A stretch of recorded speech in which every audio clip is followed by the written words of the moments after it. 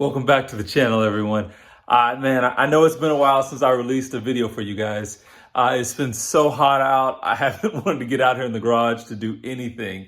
But I did find some old footage that I was supposed to put together a long time ago. So you know what? I went ahead and doctored it up, got this video edited for you guys. So hopefully this will be informational for someone, a good DIY on how to install the 3.5 T-map sensor. So you guys check out the video. If this is your first time to the channel though, make sure you guys like and subscribe. Keep coming back for more. But let's turn around the camera. We'll jump into the video. Okay, so we have the F10 set up. We are going to start working on replacing this T-map sensor. So I've got here the 3.5 T-map sensor, Continental. This is actually this part came from FCP Euro. This is the correct part number if you're looking at doing the upgrade. This is for my, again, 2011 BMW N55. So what we're gonna do here is the sensor that we're actually replacing is the one that's actually located here in the charge pipe. Okay, so of course you have two T-map sensors. You've actually got, I think they technically call this one just the map sensor. And then up here on the manifold, you also have another, what they consider the T-map sensor as well too. So this one here, of course, down here is actually pre-throttle body. This is the one that we're going to replace today. The easiest way for me to do this is actually going to be to actually go ahead and pull the entire charge pipe off because, of course, as you can see, it doesn't seem too easy to get to as far as the bolts. Actually, it might not be too bad. I'll double check it real quick here in just a moment.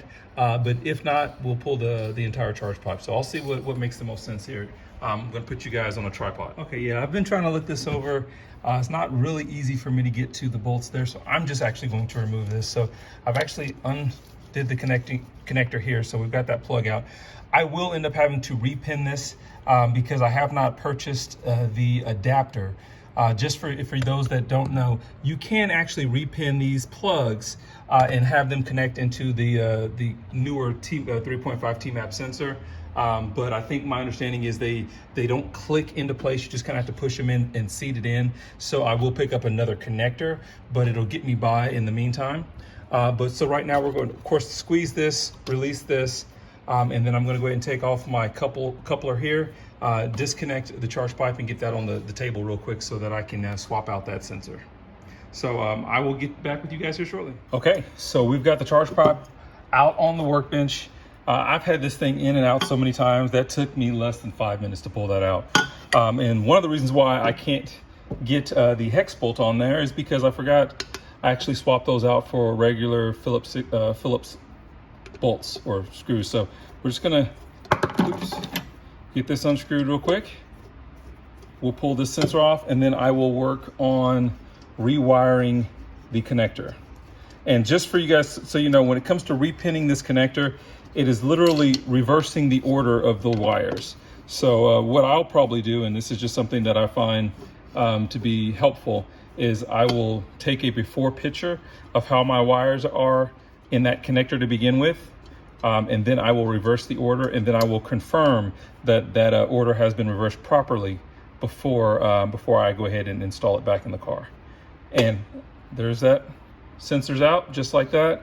Just double checking the O-ring on this one actually seems to be in pretty good condition, but it does not matter at this point. We're going to go ahead and pop the new T-map sensor in. So here it is out of our Continental box.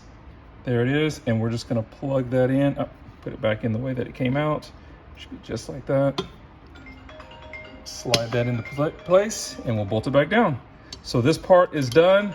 I will get you guys here in just a second. We'll get you guys a look at that connector and how we'll go about the process of rewiring it. It should be pretty simple. Okay, so what we have here now, I have the T-map sensor. I've actually pulled down the plastic shielding here that's actually showing the wires.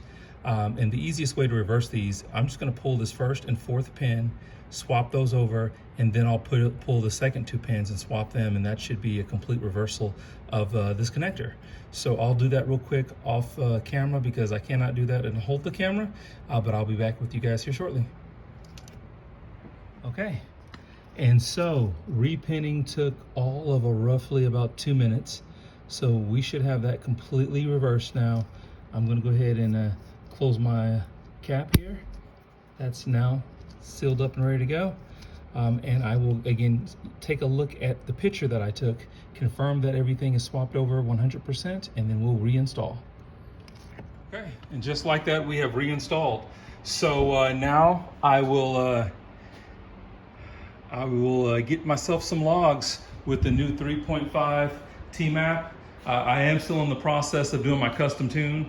I'll be tuning with that new sensor, and that will allow me to get an accurate reading on boost over like 20 PSI.